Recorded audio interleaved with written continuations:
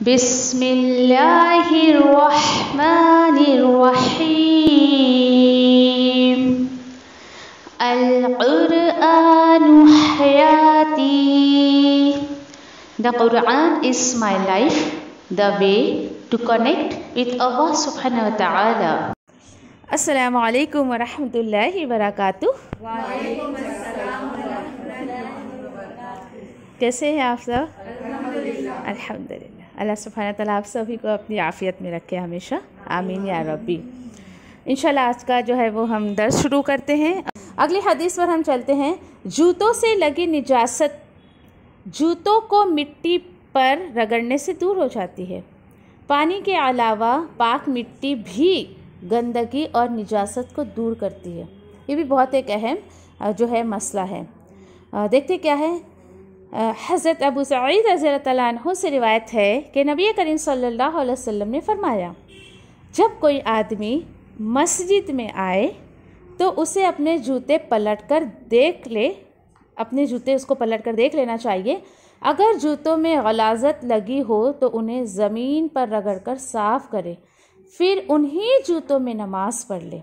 ठीक है, फिर उन्हीं जूतों में उसको चाहिए कि वो नमाज पढ़ ले, तो उन्हीं जूतों में नमाज पढ़ ले। इसे अहमद और अबू दाऊद ने रिवायत किया है। और उसके बाद देखिए कि अगली एक जो है वो हदीस है इसी के ताल्लुक़ से, और वो ये कि यहाँ पर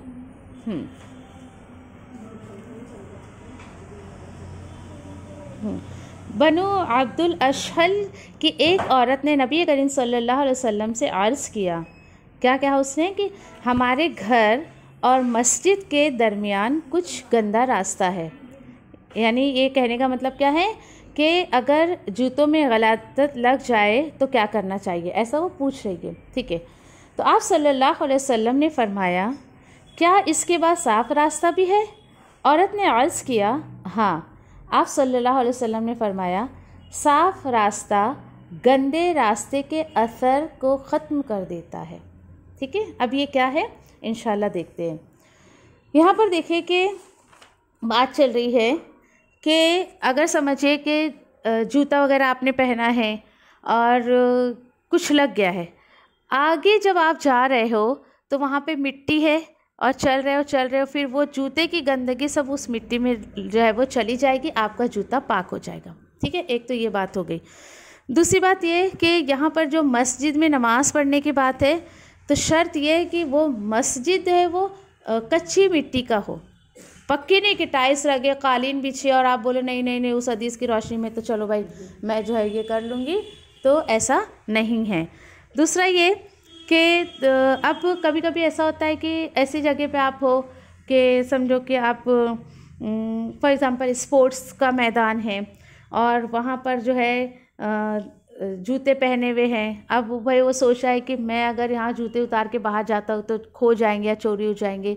तो स्पोर्ट्स का मैदान भी कोई देखे साफ़ सुथरा रहता है, तो वहाँ पे कोई घास वगैरह पे वो अगर पहले देख ले। शर्त क्या है कि पहले वो देखे कि उसके जूतों में कोई गंदगी लगी तो नहीं लगी, तो उसी जूतों के साथ वो वहीं पर कहीं पर भी नमाज अदा कर सकता है। इस हदीस की रोशनी में इतनी बातें हो गई। और फिर उसके बाद देखिए कि ये अल्लाह के रसूल ने फरमाया कि जायज़ है, पढ़ सकता है। कुछ लोग देखिए कि जायज़ को बिल्कुल फ़र्ज़ के लेवल पे लेके चले जाते हैं और इसमें जो है वो फ़र्क जो है वो नहीं समझ पाते हैं। और फिर आप देखिए कि अगर यहाँ पर इस चीज़ की रुख्सत दी जा रही है कि अगर आपके जूतों में कोई भी निजासत, कोई गंदगी नहीं लगी है तो आप उसको पहन के नमाज़ पढ़ सकते हो, तो क्या कुरान पढ़ सकते क्या? यस, डेफिनेटली अंडरस्टूड है ना ये बात। हाँ, जब नमाज़ पढ़ सकते हैं अल्हम्दुलिल्लाह, तो कुरान क्यों नहीं? आज लोग कितना माइंड करते हैं। कभी आप गाड़ियों में कुरान पढ़ रहे हो या कुछ ना, तो बोलेंगे लो जूता पहनिए, और यानी एहतराम ठीक है, अच्छी बात है, लेकिन उसको शर्त मत बनाओ, उसको फ़र्ज़ के लेवल पे मत लेके चले जाओ। फिर ऐसे इसी तरीके से देखिए कि कुछ लोग कि जैसे कि एक का मैं किसी ने बात शेयर की थी, मैं आपसे शेयर कर रही हूँ कि उस बंदे के यहाँ एक ही अलमारी थी और कुछ उसने इस तरीके से सेटअप किया था उस अलमारी का। सबसे पहले इसे कुरान रखा था, कुछ दीनी किताबें हैं, देन उनका जो शेल्फ्स था उनका ना, फिर कुछ और चीज़ें रख दी, कुछ और चीज़ें रख दी, रख एट लास्ट उन्होंने जूते रख दिए। अब किसी ने जो ये देखकर ऐसे कैसे तुम ऊपर कुरान रखे नीचे जूते रखे, ऐसे नहीं होना चाहिए। तो भाई जूता कोई नापाक चीज़ नहीं है, इस कॉन्सेप्ट को क्लियर करें। जूता कोई नापाक चीज़ नहीं है। एहतियात सिर्फ क्या करना है कि घर में रखने से पहले उसके अंदर कोई गंदगी लगी है क्या, ये आप चेकआउट कर लें, ये आपको एहतियात करना है। तो ऐसे जो है वो, तो कुछ लोगों का हाल यही है कि बिल्कुल टर्म्स एंड कंडीशंस को ऐसे कर देते हैं कि अल्लाह की पनाह। एहतराम अच्छी बात है, आप कुरान का एहतराम कर रहे हैं, अल्हम्दुलिल्लाह। आप जो है दीनी किताबों का, दीनी रिसालों का एहतराम कर रहे हैं, बहुत अच्छी बात है। लेकिन यहाँ पर उसको शर्त मत बना ले कि हमने जब ऊपर कुरान रख दिया तो हम नीचे जूता नहीं रख सकते। टर्म्स एंड कंडीशंस ना, ज़रूरी थोड़ी है कि भाई जो आपके पास सहूलतें हैं कि आपका तो पूरा एक कमरा ही जूतों का है, एक कमरा किताबों का है और एक कमरा कपड़ों का है, तो ज़रूरी नहीं सबके पास ही सहूलतें हो, ठीक है। तो आदमी अपने हालात के हिसाब से जो है काम करता है। इसी चीज़ को ना बिल्कुल एक चीज़ पर आप रखें कि इसी तरीके से देखें कि दिल का भी मामला होता है। कितनी क्लियरली बातें यहाँ पे हो चुकी है। दिल का भी यही मामला होता है कि जब किसी के दिल में किसी के लिए बुराई अगर आ जाए या कोई गंदगी आ जाए, तो उस बंदे को चाहिए कि वो कि चलते रहे और अपने अंदर से जो है वो बुराइयों को ख़त्म करते रहे, बुराइयों को निकालते रहे, और ऐसे दिल की गंदगी को जो है वो ख़त्म कर दे, ना कि ताल्लुकात को ख़त्म कर दे। ऐसे कुछ एटिकेट्स, ऐसे कुछ हम जो है वो कुछ हदीसों पर ले सकते हैं इस तरीके से, ठीक है। चलें अगली हदीस देखिए क्या है कि बर्तन धोते वक्त या धोने के बाद कलमे शहादत पढ़ना सुन्नत से साबित नहीं है। कुत्ता बर्तन में मुंह डाल दे तो बर्तन को 7 मरतबा धोना चाहिए। पहली मरतबा मिट्टी से धोना चाहिए, इसका हुक्म दिया गया है, ठीक है। अब वाकई कुछ लोग, आप बोलोगे क्या सिली सी बातें यहाँ पे बताई जा रही। जी हाँ, कुछ लोग अभी भी ऐसा करते हैं, बर्तन धो रहे तो कलमे शहादत पढ़ रहे, तो भाई ये सब क्या है, ये क्या लॉजिक है।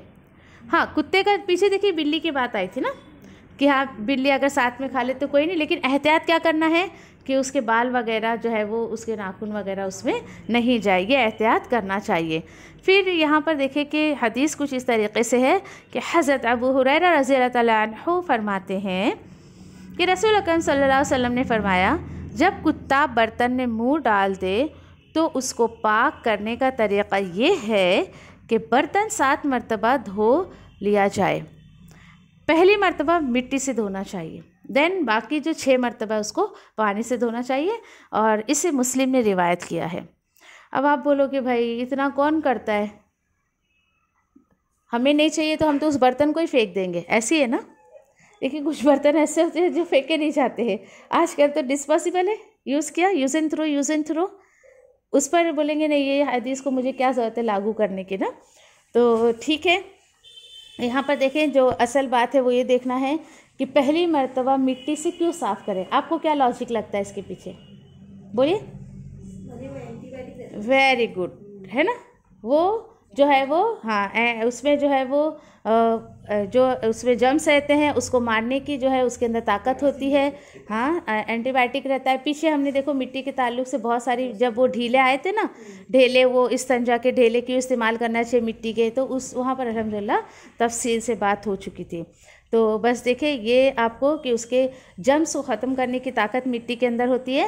दैट्स वाई हमको पहली मर्तबा जो है वो उस बर्तन को धोना चाहिए मिट्टी से, ताकि कुत्ते के राल से या उसके थूक से कुछ अगर जम्स उसके अंदर आ गए हों तो अल्लाह के हुक्म से वो ख़त्म हो जाए। चलिए अगली हदीस पर हम चलते हैं कि यहाँ पर देखें कि जंबी को तहारत हासिल करने के लिए पानी से गुस्ल करना चाहिए। पहली बात, पानी मैसर ना होने की सूरत में मिट्टी से तयम्मुम करके तहारत हासिल की जा सकती है। दूसरी बात, और ये अभी तो हम ऐसे ही चल रहे हैं, इसकी तफसील इंशाल्लाह आगे आने वाली बहुत ही डिटेल में।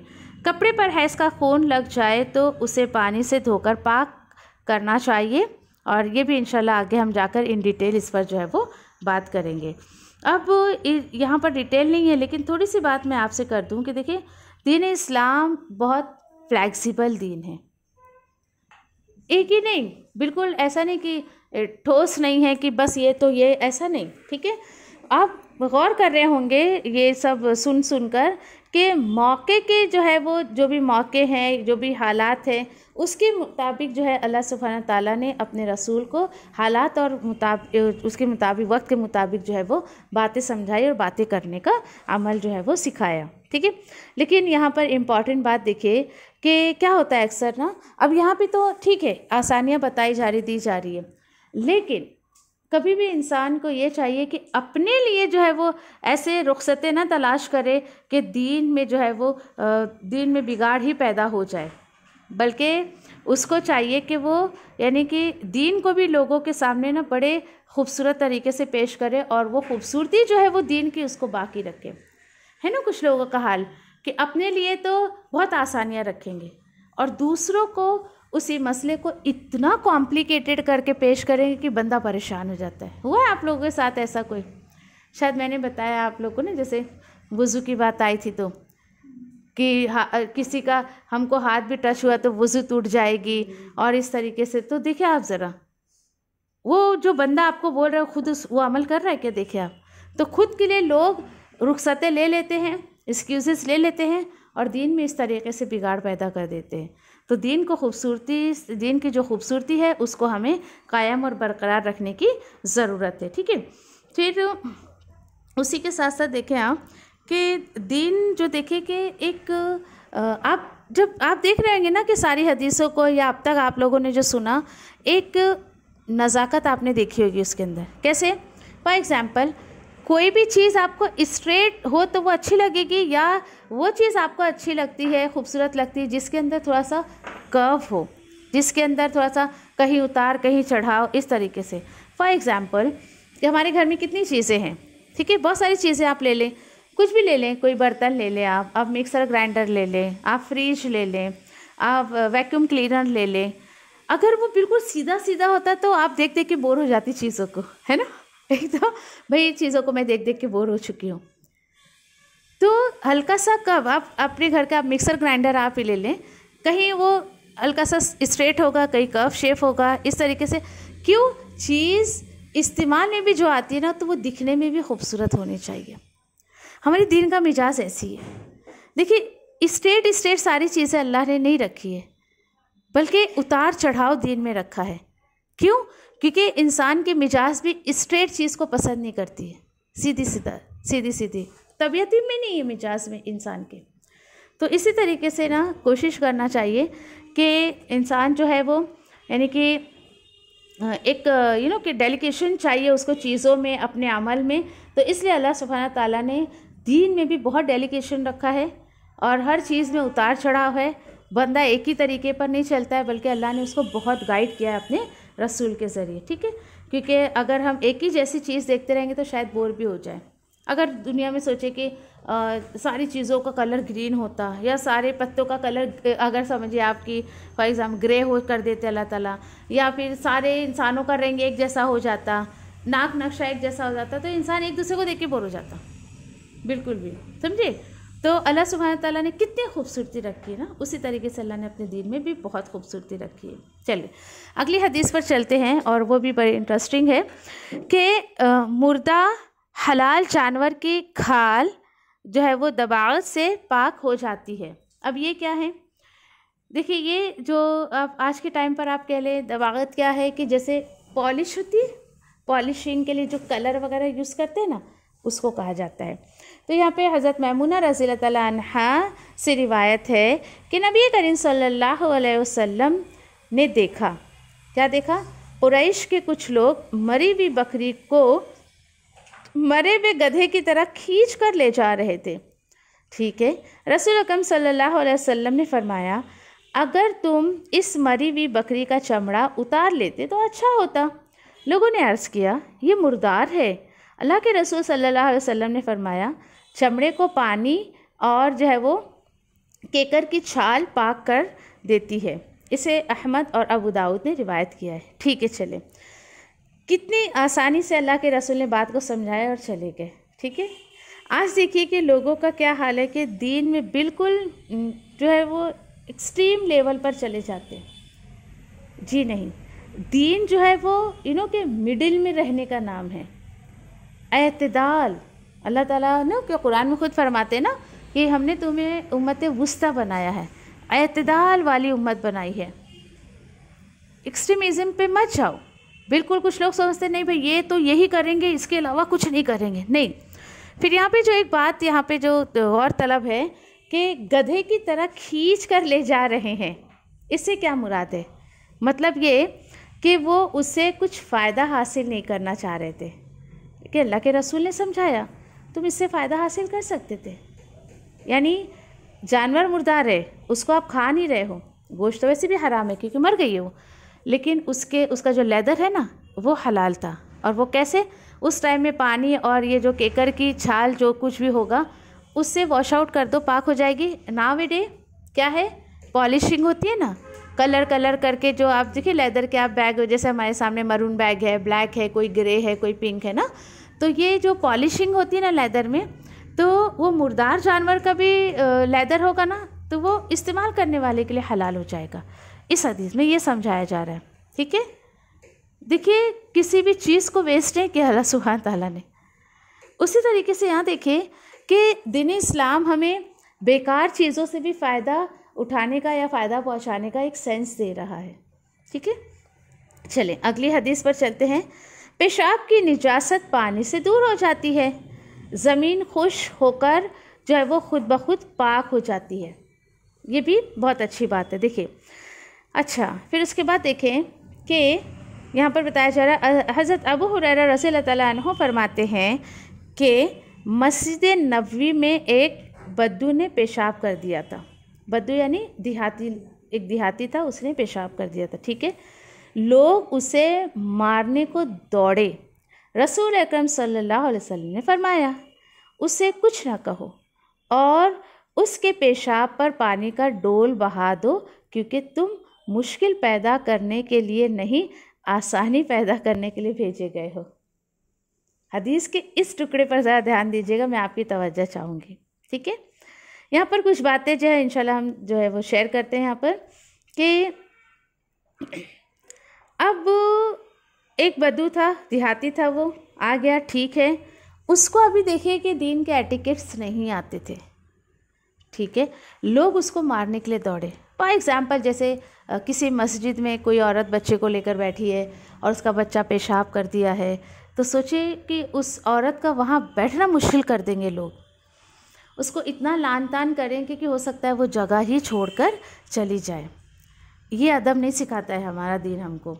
ठीक है, फिर दूसरी बात आप देखें यहाँ पर कि जो है वो नबी करीम सल्लल्लाहु अलैहि वसल्लम ने कितने तहम्मुल से काम लिया, कितने यानी कि बड़े आराम से काम लिया। क्यों, कैसे पता चला? लोग उसको मारने को दौड़ रहे थे, लेकिन अल्लाह के रसूल ने रोका, नहीं नहीं उसको मारो मत। और क्यों? क्योंकि देखिए वो बद्दू जो था, वो शख्स, वो तो दीन सीखने आया था। अब सहाबा का या लोगों का ऐसा रवैया देखकर सोचे कि उसके ऊपर क्या इफ़ेक्ट पड़ता, नेगेटिव इफ़ेक्ट पड़ता ना उसके ऊपर, तो हो सकता है कि नाउज़ुबिल्लाह वो दीन से फिर ही जाता, वो उसको इतना अदब नहीं आ रहा था। लेकिन जो लोग मारने दौड़ रहे थे उनको तो अदब था ना। एक देखिए कितना यहाँ पे एटिकेट सिखाया जाता है। और यहाँ पर कि भाई उसने गंदगी करी तो उसको मारने के लिए दौड़ गए। अच्छा, यहाँ पे और एक वजह थी कि अल्लाह के रसूल ने मना किया, उसको रोक दिया तो गंदगी एक ही जगह थी ना। हो सकता है कि देखिए लोग उसको मारने के लिए दौड़े, वो भी दौड़ता, तो वो कहाँ कहाँ गंदगी होती तो काम भी बढ़ जाता ना। फिर तो लोगों को जो एक डोल पानी डालना था तो न जाने कितने डोल पानी डालकर साफ़ करना पड़ता।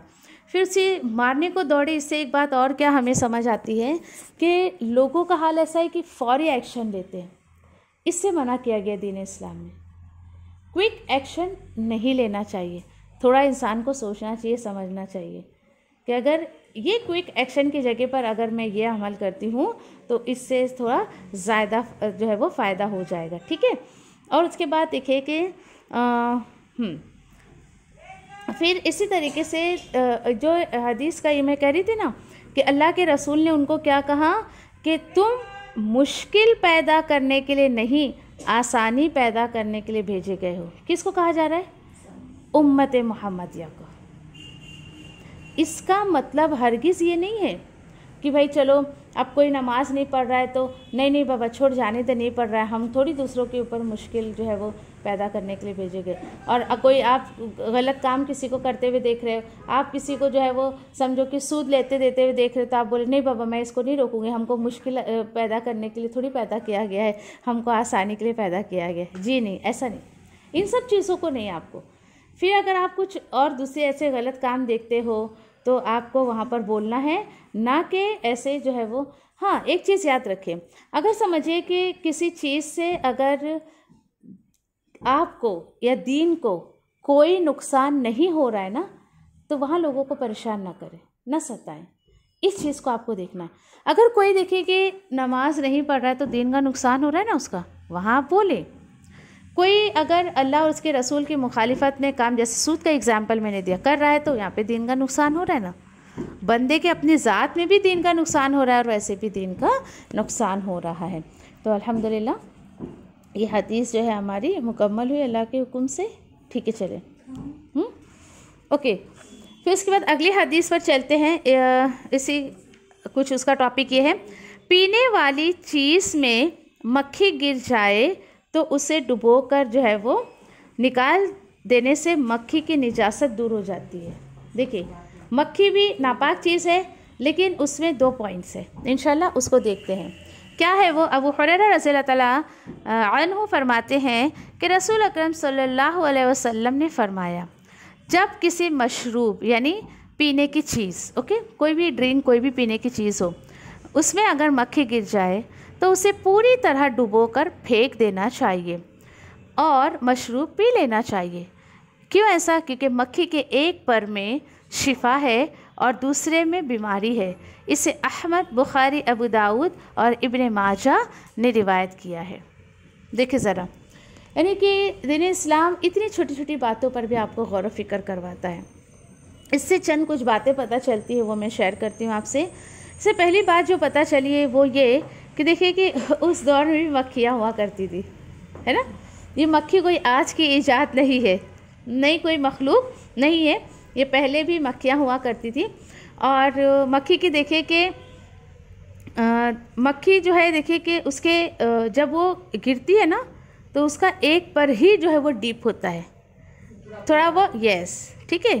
और जो है साइंस ने देखिए कि इस चीज़ को जो है वो साबित कर दिया है, साइंस ने साबित किया इस चीज़ को, जो हदीस में अल्हम्दुलिल्लाह हम पढ़ रहे हैं कि उसके एक पर में जम्स होते हैं और उसके जो है वो दूसरे पर में जो उस जम्स को मारने के एंटीबॉडीज़ होती है दूसरे पर में। ठीक है, चले, आज ये साइंस कह रहा है तो लोग कितने आसानी से नाउज़ुबिल्लाह इस हदीस को मान रहे। हदीस को पहले माने, इसको प्योरिटी पहले दे, ना कि आप साइंस ने इसको एक्सपेरिमेंट कर लिया इसलिए हमें मानना है, नहीं, ऐसा नहीं, ओके। और देखिए कि जब वो उड़ती है ना, ये क्या बोलते मक्खी जब उड़ती है ना, तो वो आपने देखा होगा कि वो बिल्कुल ऐसा सीधा नहीं उड़ती है। प्लेन आपने देखा है कभी, यानी कि टेक आउट करती है तो हल्का सा पहले क्रॉस होती है, देन उसके बाद वो उड़ती है ना। सेम वैसी मक्खी जो है ना इसी तरीके से उड़ती है और वो गिरती भी है ना तो क्रॉस में गिरती है। अब यहाँ पर देखिए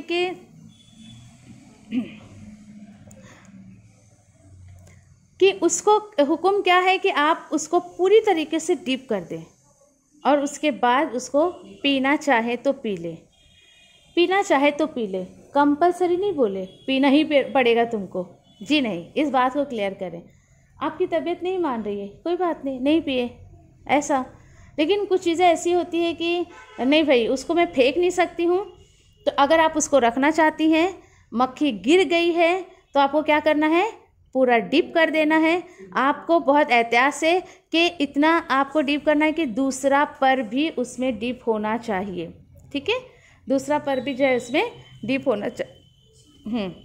जी हाँ, खाने में गिरे तो वही बात है ना सना, कि खाने में गिरे या कहीं पर भी ना तो आपको अगर आपकी तबीयत मान रही है आप उसको देखिए फेंक सकते हैं। नई तबीयत मान रही है, आपकी तबीयत के ऊपर डिपेंड करता है। नई तबीयत मान रही है तो आप मत खाएं उसको, ठीक है, खा के उल्टी कर दे बाद में, इससे अच्छा पहले ही ना खाएं।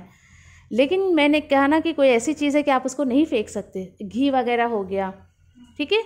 कुछ एक जोक के तौर पर किसी ने, खैर ऐसा कहीं पढ़ा था मैंने, लिखा था किसी ने कि चाय में मक्खी गिर जाती तो चाय फेंक देते, घी में गिरती तो क्यों नहीं फेंकते? घी महंगा है। अच्छा, ओके, ठीक है। तो देखिए अगर आप, हाँ, तो अगर आप रखते हो ना उसको, तो इस हदीस पर अमल करें।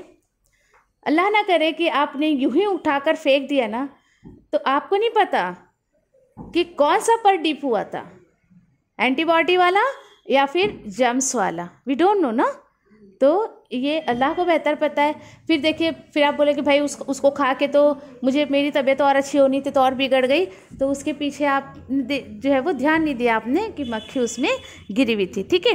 अच्छा, अब कभी कभी ऐसा होता है ना, देखिए कि और देखिए कि फिर ऐसी जो है ना एक हदीसें आती है, लोग इसमें भी फॉल्ट निकालते हैं, ये कैसा दीन है, गंदी चीज़ें उसमें गिर गई तो ऐसे करके खा लो, ऐसे सब छोड़े, किसी की बात ना सुने। सबसे पहला रेफरेंस या प्योरिटी हमको क्या देना, अल्लाह का हुक्म है। ये इस तरीके से अल्लाह ने हुक्म दिया है, अल्लाह अपने रसूल को, तो अल्लाह सुब्हान ताला ने फिर बताया, तो अल्लाह के रसूल हमें बता रहे हैं, ठीक है, ओके। और उसी के साथ साथ देखें कि होता है कभी कभी कि नहीं आपके पास दूसरी चीज़ें अवेलेबल, फॉर एग्जांपल आप इफ्तार के लिए बैठे हैं, एक ही गिलास आपके पास पानी है, तो अभी ज़रूरी क्या है कि आप उस पानी को पी लें। तो अगर मक्खी गिरी है तो उसको डिप करें, देन उसके बाद पी लें, क्योंकि आपके पास दूसरा कोई ऑप्शन नहीं है। अच्छा, फिर आप बोलेंगे नहीं मेरी तबीयत नहीं मानती, तो आप पहले से केयर करें इन चीज़ों को। देखिए, ये नहीं कहा गया कि मक्खी को पकड़ के डुबा दें। कंडीशन क्या है, गिर गई है, ठीक है। तो कुछ लोग नहीं भाई, तो आप क्या करें कि अगर हाँ समझिए इस तरीके से, तो अगर गिर गई है तो आपको ये कंडीशंस को अप्लाई करना है, अदरवाइज़ पहले से ही केयर करें, चीज़ों को ढाक कर रखें, और जो है वो फिर से नौबत ही नहीं आएगी, आपका दिल नहीं मान रहा है तो, ठीक है। अब उसके बाद देखें कि एक बात याद रखें कि दीन इस्लाम हमारी सिर्फ़ और सिर्फ आम हालात की बात नहीं करता है, चलो भाई कॉमन बेस पे, चलो हाँ ये हुआ तो ठीक, वो हुआ तो ठीक, नहीं, बल्कि एक्सेप्शन जो बहुत सारे हालात के रखे गए हैं, ठीक है। तो उसके मुताबिक जो है कि ऐसा भी जो है हो सकता है, चीज़ है, इंसान है, अल्लाह ने मखलूक़ात बहुत बनाई है, कंडीशंस कुछ भी हो सकती है।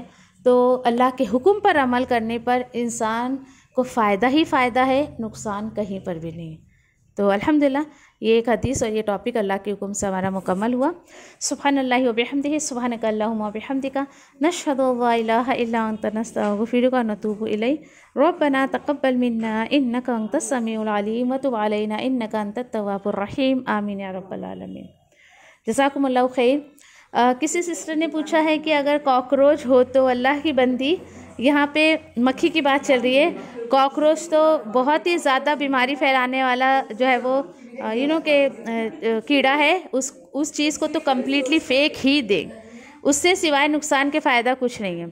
तो यहाँ पर बात सिर्फ मक्खी की है, तो हम सिर्फ मक्खी की ही बात करेंगे, ठीक है। सिस्टर शबनम, क्लियर हो गया आपको?